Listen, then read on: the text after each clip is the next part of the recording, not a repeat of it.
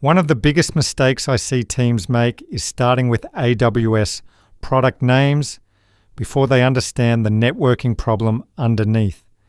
They jump straight into VPCs, subnets, route tables, security groups, NAT gateways, load balancers, and private links. Then, a few weeks later, the architecture feels confusing, expensive, or fragile. The root problem usually is not AWS. The root problem is that the team never built a clean mental model for how traffic actually moves. As a lead engineer, I think about networking in a very simple way. A packet starts somewhere. It needs an address, it needs a path, it crosses trust boundaries, it may need translation, it may need encryption. And at every step, something decides whether it is allowed to continue. If you understand that flow, AWS becomes much easier. If you skip that flow, cloud diagrams turn into guesswork. So in this first master playlist lesson, I want to give you the networking foundation that sits underneath AWS. You do not need to become a Cisco engineer, but you do need to understand the basics well enough to design, review, and operate production systems without bluffing your way through the network layer. Here is the mental model I want you to keep for the whole video. Before you ask which AWS service to use, ask 4 simpler questions. What is the thing that needs to communicate? What address space is it part of? Who decides the path? And what security or trust boundary controls the traffic? That model lets us explain almost every networking term in a practical way. We're going to cover IP address, CIDR, subnet, route, default route, TCP and UDP, ports, DNS, firewall, NAT, load balancer, VPN, BGP, and TLS over HTTPS. But I do not want this to feel like a glossary. I want you to leave with an engineering picture in your head. By the end, you should be able to look at a production web application and explain how a user request enters, how internal services talk, how private workloads reach out safely, how hybrid connectivity works, and why better teams design these paths deliberately instead of inheriting them by accident.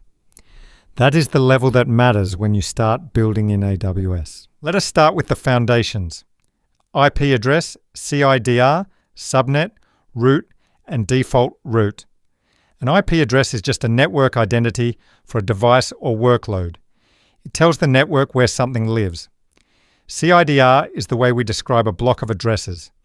When you see something like 10.0.0.0/16, that means we are talking about a whole range, not one machine. That range matters because cloud networking is not designed one IP at a time. It is designed as address space. You decide how much room you need, how you want to divide it, and how much future growth you want to leave yourself. A subnet is one smaller section of that address range. Think of CIDR as the whole building and subnets as separate floors with different purposes. One subnet might host public-facing entry points. Another might host application servers. Another might be reserved for databases. The key idea is not just grouping, it is boundary control. A subnet creates a place where you can apply different routing and access behavior. A route is an instruction that says, for this destination, send traffic this way. And the default route is the fallback when no more specific route matches. That one idea explains a huge amount of cloud behavior. Public internet access, private east-west traffic, private outbound traffic through NAT, hybrid links back to on-premises, all of them depend on who owns the route and where that default path points. When engineers get this wrong, they often think a workload is private because of where it sits. In reality, privacy depends on reachable paths, not on labels. Now that we know where things live, we need to understand how traffic behaves.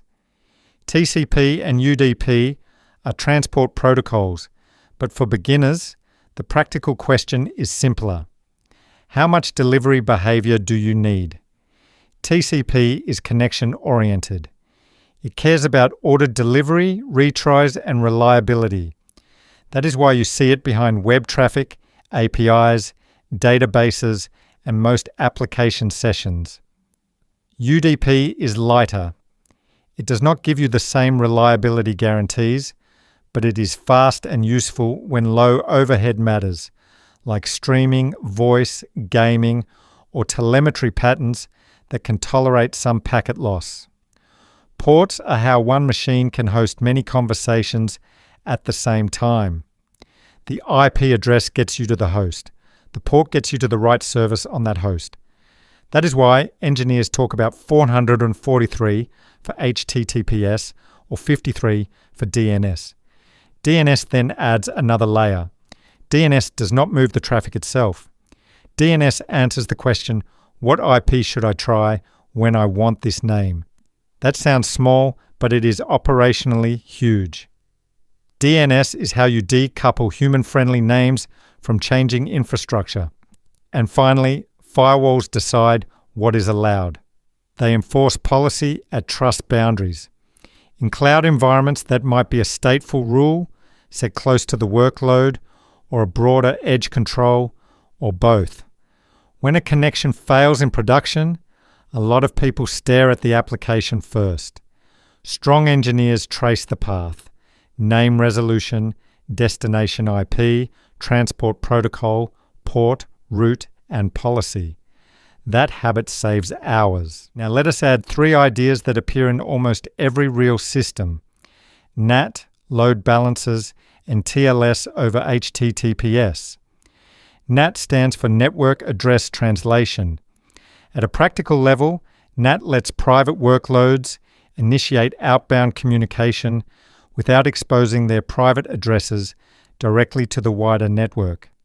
That is useful when application servers need to reach a package repository, an external API, or a software update source, but you do not want inbound internet traffic targeting those servers directly. The important production warning is this: NAT is not the same thing as security. It changes addressing and controls return behavior, but it is not a substitute for firewall policy, identity, or reviewable egress design. A load balancer solves a different problem. It gives clients one stable front door while distributing traffic across multiple healthy back-end targets. That helps with scale, failure handling, rolling deployments, and cleaner architecture boundaries. Instead of teaching users about every application instance, you give them one entry point and let the platform decide which healthy target should respond. Then there is TLS and HTTPS. HTTPS is HTTP running over TLS, which means the client can verify who it is talking to and can protect the traffic in transit from being read or modified casually along the path. In production, that matters at the public edge and often inside private environments as well. Modern teams do not treat encryption as decoration. They treat it as part of the system contract. So if you imagine one user request, the flow now starts to feel real. Name lookup, destination choice, port selection, load balanced entry, encrypted session, controlled backend path, and possibly NAT-assisted outbound calls later in the request chain. Next, let us talk about VPN and BGP, because this is where cloud starts connecting to the real world outside itself. A VPN creates an encrypted tunnel between networks over an untrusted path, usually the public internet. That makes it useful when your office, data center, partner environment, or another cloud environment needs private connectivity to your workloads without exposing that traffic openly.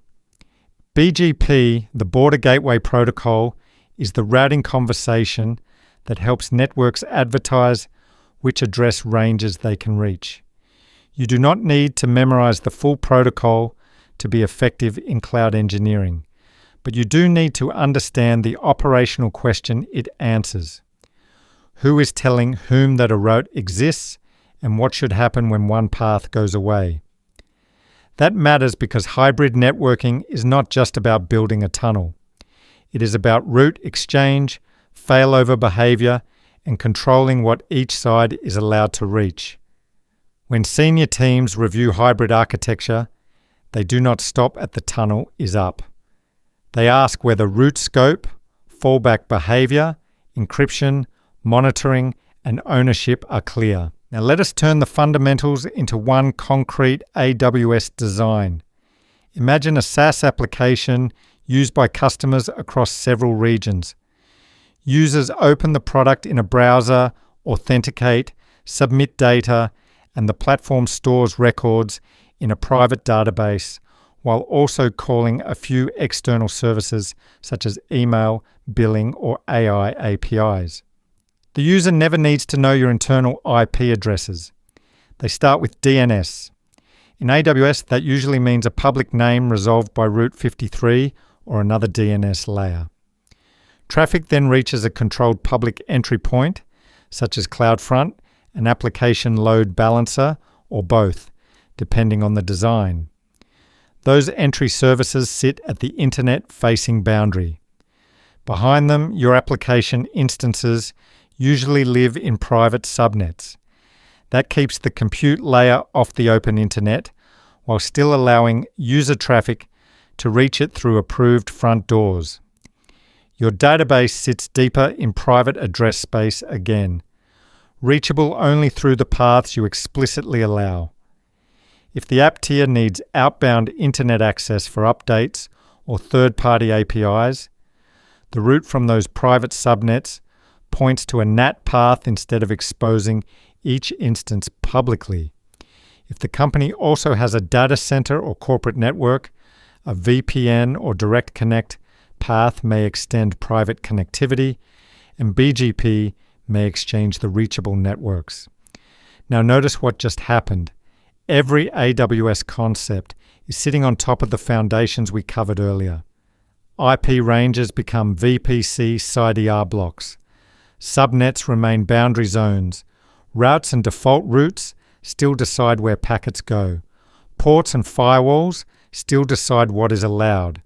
Load balancing still gives you one stable entry point. TLS still protects the session. NAT still solves controlled outbound access. And hybrid networking still depends on tunnels plus route advertisement. That is why the best cloud teams do not memorize services first. They reason from the traffic model outward. Let me close this the same way I would close a real architecture review.